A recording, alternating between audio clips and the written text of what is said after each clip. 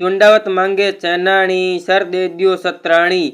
एक सतराणी जो अपने पति को अपना कर्तव्य याद दिला सके, इसलिए अपना सिर काट कर दे दिया। एक शूरवीर योद्धा युद्ध भूमि में जाने से पहले अपनी पत्नी से कहता है कि हे प्रिय, तुम मुझे अपनी सबसे प्रिय निशानी दे दो जिससे मैं युद्ध भूमि में याद कर सकूं। तो पत्नी सोचती है हमारे पति हमारे में मोहित हो गए, अगर ऐसा चलता रहा तो वे युद्ध हार जाएंगे और इतिहास हम पर लालछन लगाएगा कि एक शूरवीर योद्धा अपनी पत्नी की वजह से युद्ध हार गया। इसलिए उस वीरांगना ने अपना पति राजधर्म निभा सके इसलिए अपना सिर काट कर दे दिया।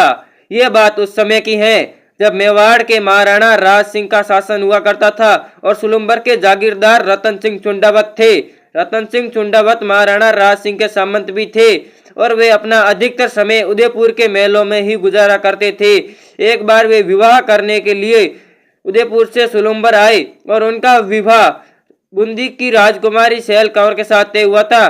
सैल कंवर का जन्म भाव सिंह हाड़ा के पुत्र संग्राम सिंह के यहाँ पुत्री के रूप में बंसत पश्चिमी के दिन हुआ था और कन्या का नाम सैल कंवर रखा। सैल कंवर धीरे धीरे बड़ी हुई और विवाह के लायक हुई तो उनका विवाह रतन सिंह चुंडावत के साथ हुआ और उधर मेवाड़ में महाराणा राज सिंह का विवाह राजकुमारी चारुमती के साथ तय हुआ। और जब यह बात दिल्ली के शासक औरंगजेब को पता चली तो उसके मन में भी लड्डू फूटने लगे कि क्यों ना मैं भी राजकुमारी चारुमती के साथ विवाह कर लूं।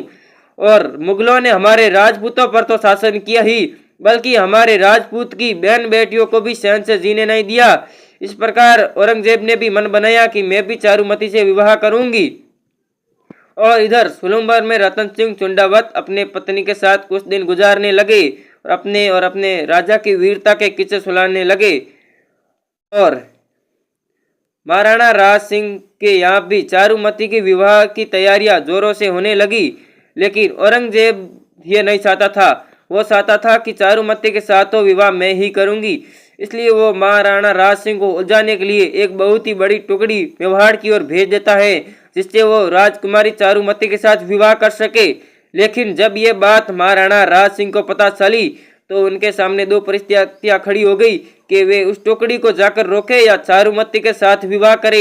इसलिए उन्होंने एक रतन सिंह चुंडावत को पत्र लिखा और सारा घटनाक्रम कर सुनाया और कहा कि किस प्रकार मुगल आज हमारी आन शान और बान पर लालछन लगा रहे हैं और ऐसा हम होने नहीं देंगे। हम राजपूत हैं, कभी झुकेंगे नहीं और अपने इतिहास व अपनी आन बान शान पर कभी आंच नहीं आने देंगे। इसलिए हम चारुमती राजकुमारी के साथ विवाह करने जाएंगे और आप जाकर उस मुगल सेना की टुकड़ी को रोके जिससे हमारी आन और बान शान बनी रहे। और ये पत्र लिखकर उन्होंने रतन सिंह चुंडावत के पास भेज दिया। जब यह पत्र रतन सिंह चुंडावत के पास पहुंचा, उन्होंने पत्र पढ़ा और अपनी नई नवेली दुल्हन के सामने देखकर बोले राजा का पत्र है और जाना पड़ेगा। इसलिए वे युद्ध भूमि में जाने से पहले तैयार हुए। एक नई नवेली दुल्हन जिसके हाथों से अभी मेहंदी भी ना उतरी हो, वो अपने पति को युद्ध भूमि में जाने के लिए विजय तिलक और हाथों में तलवार सौंप देती हैं। और कहा जाता है कि जब तक रतन सिंह चुंडावत सैल कंवर के सामने खड़े रहे तब तक उनकी निगाहें सिर्फ रतन सिंह चुंडावत पर ही थी और रतन सिंह चुंडावत वहां से युद्ध भूमि में जाने के लिए निकल गए।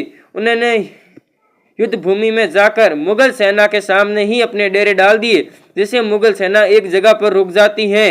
और फिर रात हुई तो रतन सिंह चुंडावत को अपनी पत्नी की याद आती है तो वे अपने पत्नी को पत्र लिखते हैं कि हे प्रिय, हमने इस प्रकार मुगल सेना के सामने अपने पैर इस प्रकार रख दिए हैं कि मुगल सेना एक इंच भी आगे नहीं बढ़ सकती है, लेकिन आपकी बहुत ही याद आ रही है, क्यों न हम आपसे मिलने आ जाए। ऐसा सिलसिला 2 से 3 दिन तक चलता रहा, लेकिन अंत में रतन सिंह चुंडावत ने सोचा कि ऐसे तो काम नहीं चलेगा, क्यों ना मैं सैल कंवर की कोई अपनी प्रिय निशानी ही मंगा दूं जिससे मैं उनकी याद तो अच्छे से कर सकूंगी। इसलिए उन्होंने अगले दिन एक सेवक को भेजा और ये पत्र में निशानी लाने के लिए कहा।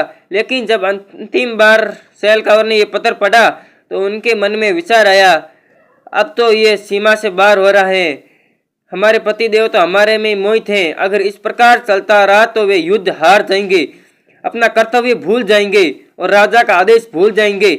हम नहीं चाहते कि हमारे वजह से इतिहास हम पर लालछन लगाए कि एक शूरवीर योद्धा अपनी पत्नी की वजह से युद्ध हार गया। ऐसा हम होने नहीं देंगे। इसलिए अपने पास सेवक से के इसलिए उसने अपने पास सेवक से कहा कि तुम अपनी तलवार निकालो और मुझे मेरा सिर काटकर थाल में रख दो और वो सिर रतन सिंह चुंडावत को सेनानी के रूप में दे देना। तो सेवक ने ऐसा करने से मना कर दिया तो उस वीरांगना ने खुद तलवार लेकर अपना सिर काट दे दिया, जिससे उसका पति युद्ध भूमि में अपना कर्तव्य निभा सके। ऐसी थी वीरांगनाएं जो अपने पति पर लालसन न लगाए देखी और इसलिए उन्होंने अपना सिर काट कर दे दिया।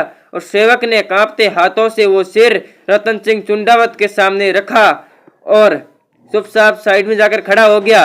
रतन सिंह चुंडावत ने जब ये देखा तो उनकी आंखें फटी की फटी रह गई और तलवार हाथ से गिर पड़ी और वे जमीन पर बैठ गए। कुछ देर बैठे रहे और फिर एकदम झटके के साथ उठे और वो सिर कटा हुआ जो अपने गले में बांधकर तलवार हाथ में लेकर तुरंत मुगल सेना पर हमला करने का आदेश दिया। वे सेना इस प्रकार मुगल सेना पर पड़ी कि कुछ ही मिनटों में हजारों मुगल मारे गए। मुगल एक के बाद मरते गए और कुछ ही समय में सारी मुगल सेना हारने लगी।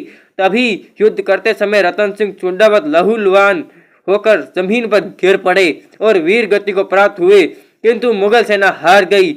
और इस विजय का जश्न पूरे मेवाड़ में मनाया गया और राज सिंह भी चारुमती से विवाह कर मेवाड़ आ गए। और इस विजय का जश्न इतने दूर तक फैला कि मुगल सेना के भी रोंगटे खड़े होंगे। लेकिन इस विजय के बीच एक बलिदान को हमेशा याद रखा गया, जिसके वजह से ये युद्ध जीता गया।